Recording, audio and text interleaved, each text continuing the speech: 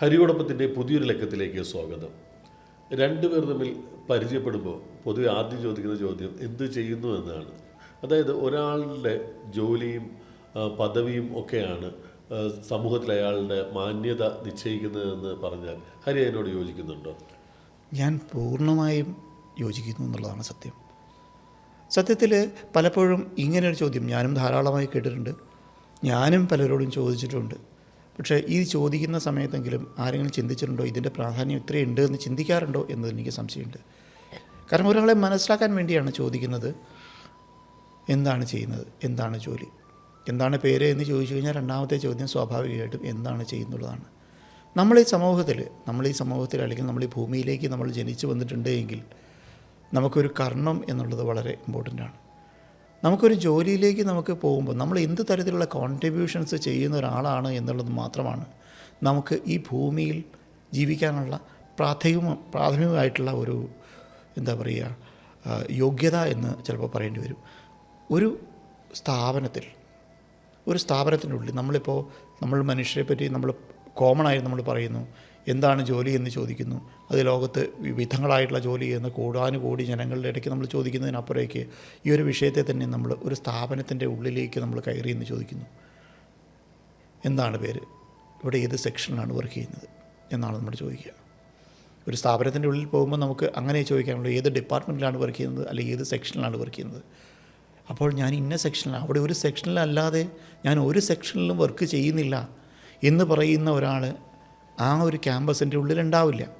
ഒന്നുകിൽ ഞാൻ സെക്യൂരിറ്റിയിലാണ്, ഞാനല്ലെങ്കിൽ house കീപ്പിങ്ങിലാണ്, ഞാനല്ലെങ്കിൽ engine സെക്ഷനിലാണ്, ഞാനല്ലെങ്കിൽ ഓപ്പറേഷൻസിലാണ്, ഞാനല്ലെങ്കിൽ അക്കൗണ്ട്സിലാണ്.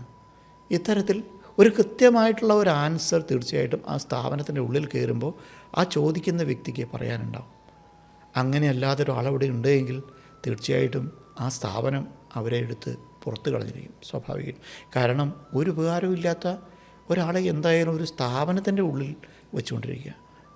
പക്ഷേ ഭൂമി എന്നുള്ള ഒരു വലിയ മഹാപ്രസ്ഥാനത്തിൽ, ഈ ഒരു വലിയ പ്രപഞ്ചത്തിൽ മനുഷ്യന് എല്ലാ കാര്യങ്ങളും ഉണ്ട്. കാരണം ചെറുപ്പത്തിൽ ജനിച്ച് നമുക്ക് ട്രെയിനിങ് തന്ന് നമ്മളൊരു സ്പെസിഫിക് ആയിട്ടുള്ള ഒരു ജോബിലേക്ക് കയറി നമ്മൾ റിട്ടയർ ചെയ്ത് എൻജോയിങ് കൂടി ചെയ്തതിന് ശേഷമേ നമ്മളെ ഇവിടുന്ന് തിരിച്ച് ഈശ്വരൻ അങ്ങോട്ട് തിരിച്ച് വിളിക്കുന്നുള്ളൂ എന്നുള്ളൊരു കാഴ്ചപ്പാടിൽ നമ്മൾ എടുക്കുകയാണെങ്കിൽ നമുക്കെല്ലാവർക്കും ഒരു സ്പെസിഫിക് ആയിട്ടുള്ള ഒരു കർമ്മം നമുക്ക് നിശ്ചയിച്ചിട്ടുണ്ട്.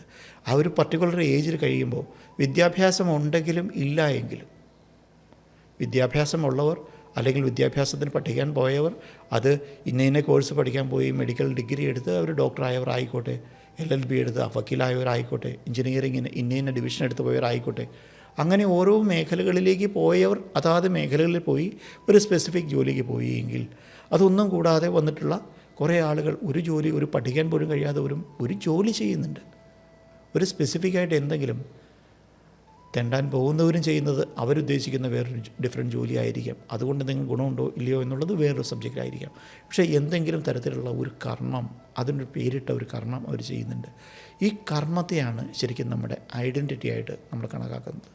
നമ്മൾ ആരാണ് എന്ന് ചോദിക്കുന്ന ഒരു ചോദ്യത്തിനകത്ത് നമുക്ക് രണ്ട് കാര്യങ്ങളെ പറയാനുള്ളൂ. ഒന്ന്, ഞാൻ ഇന്ന കുടുംബത്തിലെയാണ്. അപ്പോൾ എൻ്റെ ബാക്ക്ഗ്രൗണ്ട് എന്ന് പറയുന്നത് നമ്മൾ ഇരിക്കുന്ന സംഭവത്തിൻ്റെ പുറകിൽ നിൽക്കുന്ന ഒരു ബാക്ക്ഗ്രൗണ്ട് നമുക്ക് എപ്പോഴും ഇമ്പോർട്ടൻ്റ് ആണ്. കാരണം എവിടെ നിന്ന് വന്നു എന്നുള്ളത് ഒരു ഐഡൻറ്റിറ്റി ഫോമിൽ നമ്മൾ ചോദിക്കുമ്പോൾ ഇവിടെ നിന്ന് വന്നു, പിന്നെ രണ്ടാമത് എന്ത് ചെയ്യുന്നു, എവിടെ നിന്ന് വന്നു, എന്ത് ചെയ്യുന്നു. കാരണം ഇന്ന കുടുംബത്തിലെയാണ് എന്ന് പറയുമ്പോൾ നമുക്ക് ഐഡൻറ്റിറ്റി കിട്ടുന്ന പോലെ എന്ത് കർമ്മം ചെയ്യുന്നു എന്നുള്ള ചോദ്യത്തിൽ ഇതുണ്ട്. നമ്മൾ ഒരു സ്റ്റേജിൽ റിട്ടയർ ചെയ്ത് കഴിയുമ്പോൾ നമ്മൾ ചോദിക്കും എന്ത് ചെയ്യുകയായിരുന്നു എന്നാണ് പിന്നെ അടുത്ത ചോദ്യം. കാരണം ഇന്നലെ എന്ത് നിങ്ങൾ കോൺട്രിബ്യൂട്ട് ചെയ്തു. ഇന്നലെ ഞാൻ ഒന്നും കോൺട്രിബ്യൂട്ട് ചെയ്യുന്നില്ല എന്ന് പറയുന്നു. കാരണം ഒരു സ്ഥാപനത്തിലെ പോലെ തന്നെ ഭൂമിയിൽ പറ്റില്ല. കാരണം കുറേയേറെ പാഴുകൾ തീർച്ചയായിട്ടും നമ്മുടെ നാട്ടിൽ ഒരു കോൺട്രിബ്യൂഷനും ഇല്ലാതെ ഉണ്ടാവും. അങ്ങനെയുള്ള ധാരാളം ആൾക്കാരും കൂടിയാണ് ഇവിടെ ഭൂമിയിൽ ജനങ്ങൾ ജനിച്ചിട്ടുള്ളത്. ഒരു ഉപകാരമില്ലാത്തവരും ഇവിടെ ഉണ്ടാവാം, പക്ഷേ ഉപകാരമുള്ള ധാരാളം ആളുകൾ അല്ലെങ്കിൽ നിരവധിയുള്ളത് ഏറ്റവും കൂടുതൽ ഉപകാരമുള്ളവരുമാണ് ഒരു തരത്തിലല്ലെങ്കിൽ വേറൊരു തരത്തിൽ. അപ്പോൾ ഇവരെ സംബന്ധിച്ചോളം ഇവരുടെ ഐഡൻറ്റിറ്റി ഇവരെന്ത് കോൺട്രിബ്യൂട്ട് ചെയ്തു എന്നുള്ളതാണ്. ഇവരെ ഏത് തരത്തിൽ സമൂഹം നാളെ റെക്കഗ്നൈസ് ചെയ്യുന്നുണ്ട് ഇല്ല എന്നുള്ളൊരു പ്രശ്നമില്ല. പക്ഷേ ഇവർക്കെല്ലാവർക്കും ഒരു തരത്തിലല്ലെങ്കിൽ വേറൊരു തരത്തിൽ ഒരു കോൺട്രിബ്യൂഷൻ ഉണ്ടായിരുന്നു ഈ ഭൂമിയുടെ, ഈ പ്രപഞ്ചത്തിൻ്റെ ഈ ഒരു സൈക്കിൾ റൺ ചെയ്യുന്നതിന് വേണ്ടി. ഈ ഭൂമിയിലുള്ള ഈ വ്യത്യാസങ്ങളും ഈ മാറ്റങ്ങളും സംഭവിക്കേണ്ടതാണ്. ഇത്രയും സംഭവിക്കണമെങ്കിൽ ഇവിടെ ഇത്രയും മാൻ പവർ ഉണ്ടായേ മതിയാവുള്ളൂ, ഇത്രയധികം ചിന്തകൾ ഉണ്ടായേ പറ്റുള്ളൂ, ഇത്ര ഡിഫറെൻ്റ് ആയിട്ടുള്ള കൾച്ചേഴ്സ് ക്രിയേറ്റ് ചെയ്തേ പറ്റുള്ളൂ. അപ്പോൾ അവിടെ നമ്മുടെ ഭാഗം എന്തായിരുന്നു എന്ന് പറയുമ്പോൾ അവിടെ നമുക്ക് തീർച്ചയായിട്ടും ലഭിക്കുന്ന ഒരു വലിയ വാല്യൂ ഉണ്ട്. അപ്പോൾ യഥാർത്ഥത്തിൽ നമ്മൾ അറിഞ്ഞുകൊണ്ടല്ല ചോദിക്കുന്നത് തങ്ങളുടെ ജോലി എന്താണ്. ഇവിടെ നമ്മുടെ ചോദ്യം ഇപ്പോഴത്തെ കാലഘട്ടത്തിൽ നമ്മൾ ചോദിക്കുന്നത് എത്ര ശമ്പളം കിട്ടുന്നു എന്നറിയാൻ വേണ്ടിയാണ്, അല്ലെങ്കിൽ എന്തെങ്കിലും അധികാരമുണ്ടോ എന്നറിയാൻ വേണ്ടിയാണ്, നമുക്കതുകൊണ്ട് എന്തെങ്കിലും ഗുണമുണ്ടാവുമോ എന്നറിയാൻ വേണ്ടിയാണ് നമ്മൾ എന്താ ജോലി എന്ന് ചോദിക്കുന്നത്. പോലീസിലാണ് എന്ന് പറയുമ്പോൾ ഒരു സന്തോഷം, നാളെ ഏതെങ്കിലും പെറ്റി കേസ് വരികയാണെങ്കിൽ പോലും പറയാമല്ലോ എന്നൊരു തോന്നൽ.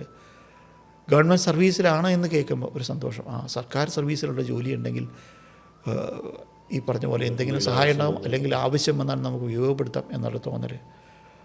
ഇങ്ങനെ പിന്നെ വരുന്നുണ്ട് എന്താണ് ജോലി എന്ന് ചോദിക്കുന്ന കുറേ ആളുകൾക്ക് ഇവർക്ക് എത്ര വരുമാനമുണ്ടെന്നും കൂടെ അറിയാൻ വേണ്ടിയുള്ള ചോദ്യം ഉണ്ടാവാം. കാരണം നാളെ അവരിൽ നിന്ന് അത് എത്ര ശതമാനത്തിൽ നമുക്ക് എന്തെങ്കിലും കാര്യത്തിൽ മുതലാക്കാൻ നമുക്ക് കഴിയുമെന്ന് തോന്നുന്നവരും ഉണ്ടായിരിക്കാം. അപ്പോൾ ഇത്തരത്തിലുണ്ടെങ്കിൽ കൂടി ഇതിനൊക്കെ അപ്പുറേക്ക് നമ്മുടെ ജോലി എന്നത് വാല്യൂ ആവുന്നത് നമ്മുടെ കോൺട്രിബ്യൂഷൻ ഓറിയൻറ്റഡ് ആണ്. അപ്പോൾ നമ്മൾ ഈ ഭൂമിയിൽ ജീവിക്കുമ്പോൾ നമ്മുടെ ഐഡൻറ്റിറ്റി എന്ന് പറയുന്നത് തീർച്ചയായിട്ടും നമ്മൾ കൊടുക്കുന്ന നമ്മുടെ കർമ്മമാണ്. ആ കർമ്മത്തിലേക്ക് നമ്മൾ കുറേ കാലഘട്ടം കൊണ്ടായിരിക്കും എത്തിപ്പെട്ടിട്ടുണ്ടാവുക, കുറച്ച് കാലഘട്ടമേ അത് നമ്മൾ കോൺട്രിബ്യൂട്ട് ചെയ്തിട്ടുണ്ടാവുള്ളൂ. പക്ഷേ ആ കോൺട്രിബ്യൂഷൻ അതാണ് അടുത്ത തലമുറയ്ക്ക് അല്ലെങ്കിൽ അടുത്ത സ്റ്റേജിലുള്ള ആളുകൾക്ക് വർക്ക് ചെയ്യാനുള്ള പ്ലാറ്റ്ഫോമായി വരുന്നത് എന്നാണ് ഞാൻ വിചാരിക്കുന്നത്. ഈ എന്ത് ചെയ്യുന്നു എന്നുള്ളൊരു നിസ്സാര ചോദ്യമാണ്. ഇപ്പോൾ ഹരി പറഞ്ഞ പോലെ അതിനൊരുപാട് അർത്ഥവും വ്യാപ്തിയുമുണ്ട് ആ ചോദ്യത്തിന് പിന്നിൽ. അപ്പം അതുപോലെ ഈ സമൂഹത്തിൽ ഇപ്പം സർക്കാർ ജീവനക്കാരനാവട്ടെ, അല്ലെങ്കിൽ ഒരു സ്വകാര്യ സ്ഥാപനത്തിൽ ഉന്നത പദവിയിലുള്ള ജോലിയിലിരിക്കുന്ന ഒരാളാണെന്ന് കരുതുക, അതല്ലെങ്കിൽ ഒരു ബിസിനസ്സുകാരൻ, അദ്ദേഹത്തിൻ്റെ ബിസിനസ് നഷ്ടപ്പെട്ടു, അല്ലെങ്കിൽ നേരത്തെ ആദ്യം പറഞ്ഞ ആളുടെ ജോലി നഷ്ടപ്പെട്ടു എന്ന് കാണുമ്പോൾ അതുവരെ കൂടെ ഉണ്ടായിരുന്ന പല സൗഹൃദങ്ങളും കൂടെ ഉണ്ടായിരുന്ന ബന്ധങ്ങളും അടുത്ത് നിന്നവരൊക്കെ പതിയെ പതിയെ വിട്ടകലുന്ന ഒരു സ്ഥിതി നമ്മൾ കണ്ടുവരാറുണ്ട്. സത്യത്തിൽ അപ്പോൾ ഇവർ വില കൽപ്പിച്ചിരുന്നത് ഈ വ്യക്തിയുടെ ഒരു വ്യക്തിത്വം ഉണ്ടല്ലോ, അതിനൊക്കെ അപ്പുറം ഈ ജോലിക്കും പദവിക്കും ആയിരുന്നു എന്നല്ലേ അതിനർത്ഥം? രണ്ട് തരത്തിൽ അതിലുണ്ട്. കാരണം ഒന്ന്, എന്തിനെയാണ് മറ്റുള്ളവർ ബഹുമാനിച്ചിരുന്നതെന്നുള്ള കാര്യമുണ്ട്. ഒരു വ്യക്തിക്ക് വ്യക്തിത്വം എന്നുള്ള സംഭവം അയാളുടെ ഒരു ക്വാളിറ്റി എന്നൊരു ഭാഗത്തെ കൊണ്ട് ഇഷ്ടപ്പെടുന്ന റിലേഷൻസ് ഉണ്ട്. ഒരു വ്യക്തിയെ പലപ്പോഴും ഇഷ്ടപ്പെടുന്നത് കാരണം ഒരു ജോലിയെ അടിസ്ഥാനപ്പെടുത്തി മാത്രമായിക്കൊള്ളുന്നില്ല. കാരണം അത് ചെറുപ്പം തൊട്ട് അയാൾ കാണിച്ചു വന്ന കൾച്ചർ, അയാളുടെ കോൺട്രിബ്യൂഷൻ മെൻറ്റാലിറ്റി, മറ്റുള്ളവരുടെ അയാളുടെ സഹാനുഭൂതി, സ്നേഹം, ബന്ധം, അല്ലെങ്കിൽ മറ്റുള്ളവരുടെ കാര്യത്തിലുള്ള ഒരു ശ്രദ്ധ, അതായത് സ്വന്തം കാര്യത്തിന് വേണ്ടി മാത്രമായിട്ട് ജീവിക്കുന്ന ഒരാളിനപ്പുറേക്ക് ഈ മറ്റുള്ള ചുറ്റും നിൽക്കുന്നവരോടുള്ള അയാളുടെ ഒരു ബന്ധത്തിനെ അടിസ്ഥാനപ്പെടുത്തിയിട്ടാണ് ഇയാൾ ഇഷ്ടപ്പെട്ടിരുന്നതെങ്കിൽ അയാളോട് ചോദിക്കുക ജോലി പോയോ എന്ന് ചോദിക്കുമ്പോൾ ആ മറ്റൊരു ചോദിക്കുന്നത് പോയാൽ പോകട്ടെ എന്ന് പറഞ്ഞ് മറ്റവർ ഇദ്ദേഹത്തെ സപ്പോർട്ട് ചെയ്യാനായിരിക്കും വരിക. ആ ജോലിയിൽ അല്ലെങ്കിലും അങ്ങേക്ക് വേണമെന്നില്ല, അങ്ങേക്ക് അതിലും വലിയ ജോലി ചെയ്യേണ്ട ഒരാളാണ്. കാരണം ആ ഒരു ജോലിയുടെ പേരിലായിരുന്നില്ല അദ്ദേഹത്തെ അവർ വാല്യൂ ചെയ്തിരുന്നത്. ഇദ്ദേഹത്തിൻ്റെ ജോലിയായിട്ട് മറ്റുള്ളവർ കണക്കാക്കിയിരുന്നത് ആ വാല്യൂ കോൺട്രിബ്യൂഷനെയാണ്, അദ്ദേഹത്തിൻ്റെ മനസ്ഥിതിയാണ്. ആ മനസ്ഥിതിയുടെ കോൺട്രിബ്യൂഷൻ അപ്പുറേക്ക് അദ്ദേഹം ഈ പറഞ്ഞ പോലെ ഒരു ജോലിക്ക് പോയി, ഒരു ഗവൺമെൻറ് ജോബിനോ ബാക്കി പോയി അദ്ദേഹത്തിൻ്റെ നിത്യനിദാനത്തിന് വേണ്ടിയുള്ള ധനസമ്പാദനം അല്ലെങ്കിൽ അതിനാവശ്യമുള്ള കാര്യങ്ങൾ മാത്രം അതുകൊണ്ട് ചെയ്ത് ബാക്കി ഒരു വലിയ ടൈം സമൂഹത്തിൻ്റെ മറ്റാവശ്യത്തിന് വേണ്ടി സ്പെൻഡ് ചെയ്യുന്ന ഒരു വ്യക്തിയെ സംബന്ധിച്ചോളം റിലേഷൻസ് ഒരിക്കലും നഷ്ടപ്പെടില്ല. നേരെ തിരിച്ച് ഇയാൾ ധനസമ്പാദനം മാത്രമല്ല, ഇയാൾ ഇതുകൊണ്ട് മാത്രമാണ് ഈ പറഞ്ഞ ഗവൺമെൻറ് ജോബിലിരിക്കുന്ന സമയത്ത് കാണിച്ചിരുന്ന ധാർഷ്ട്യം കൊണ്ട് മാത്രമാണെങ്കിൽ ജോലി പോയി എന്നറിഞ്ഞാൽ പിന്നെയുള്ള റിയാക്ഷൻസ് വേറെയാണ്.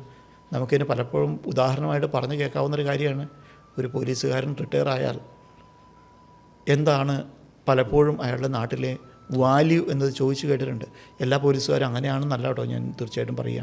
കാരണം ചിലപ്പോൾ വരുന്നുണ്ട്, അതിനകത്ത് എക്സംഷൻസ് ആയിരിക്കും കൂടുതലുണ്ടാവുക. പക്ഷേ ചിലപ്പോഴെങ്കിലും അവരുടെ ബിഹേവിയർ അവരുടെ നാട്ടിൽ വെച്ചിട്ട് തന്നെ അവർക്ക് അങ്ങനെ അവരുടെ ജോലിയുടെ ഭാഗമായിട്ട് ചെയ്യേണ്ടി വരുമ്പോൾ, അല്ലെങ്കിൽ ആ സമയത്ത് വരുന്നവർ റെസ്പെക്റ്റ് ചെയ്യാതെ വരുമ്പം ജോലി എന്നത് 56-ാം വയസ്സിൽ റിട്ടയർ ചെയ്ത് പിറ്റേ ദിവസം അവർക്ക് സ്റ്റേഷനിലും വിലയില്ല, സ്റ്റേഷന് വെളിയിലും വിലയില്ല എന്നുള്ള സാഹചര്യം ഉണ്ടാവാറുണ്ടെന്ന് ഞാൻ പറഞ്ഞു കേട്ടിട്ടുണ്ട്. അപ്പോൾ ഇങ്ങനെ പല ഗവൺമെൻറ് ജോബുകളിലും ഇതേ സംഭവം ഉണ്ടായിട്ടുണ്ട്. റിട്ടയർ ചെയ്ത ശേഷം പ്രത്യേകിച്ച് ഗവൺമെൻറ് സർവീസിൽ നിന്ന് അധ്യാപകർക്കൊഴിച്ച് ബാക്കി പലർക്കും വില എന്നുള്ളത് വളരെ വളരെ വിരളമായി കാണാറുണ്ട്. എന്നാൽ നല്ല സമയത്ത് നല്ല കാലത്ത് നല്ല ജോലിയിരുന്നപ്പോൾ എല്ലാവരെയും സഹായിച്ചിരുന്ന ഒരാൾക്ക് ആ ഒരു മനസ്സുള്ള ഒരാൾക്ക് അയാളുടെ ഒരു പോസിറ്റീവ്നെസ് കൊണ്ട് മാത്രം അയാൾ തിരിച്ച് പുറത്തിറങ്ങുമ്പോഴും അയാളുടെ മനസ്സിൽ നഷ്ടബോധമൊന്നും ഉണ്ടാവില്ല. അയാൾ അപ്പോഴും പഴയതുപോലെ തന്നെ എല്ലാവരോടും ബിഹേവ് ചെയ്യുമ്പോൾ അയാളുടെ ബന്ധം ഒരിക്കലും നശിക്കുന്നില്ല. അപ്പം നമ്മുടെ മനസ്ഥിതി ഇതിനകത്ത് വളരെ ഇമ്പോർട്ടൻ്റ് ആണ്. ഏത് സാഹചര്യത്തിലാണ് ആളുകൾ ഇയാളെ അസസ് ചെയ്യുന്നതും വലിയ ഇമ്പോർട്ടൻ്റ് ആണ്. ഈ വിഷയത്തെക്കുറിച്ചുള്ള നിങ്ങളുടെ അഭിപ്രായങ്ങൾ ഉറപ്പായും കമൻറ്റ് ചെയ്യുക. ഈ വീഡിയോ മറ്റുള്ളവർക്കും ഷെയർ ചെയ്യുക. മറ്റൊരു വിഷയവുമായി വീണ്ടും കാണാം.